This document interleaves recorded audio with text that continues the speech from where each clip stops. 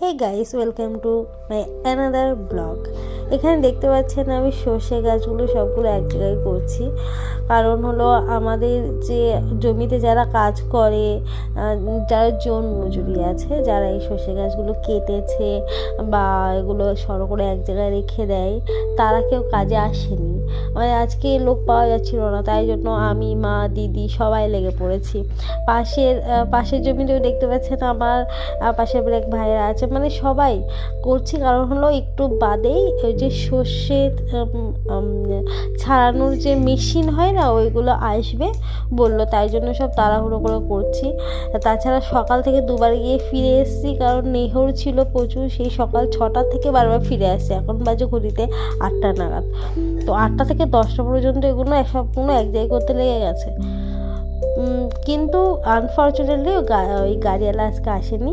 এখানে যে আমার বাড়ির পাশে ভাই বলছিলাম না, ওই ভাইটা দাঁড়িয়ে আছে। তো কখনো এরকম মাঠে যাওয়া হয়নি, মাঠে গেছি, বিষয়টা খুব ভালো লাগছে, খুবই কষ্টদায়ক। আর এই যে আমার ভাইও বুট পরে আছে মাঠের মধ্যে, আর আমিও বুট পরে আছি।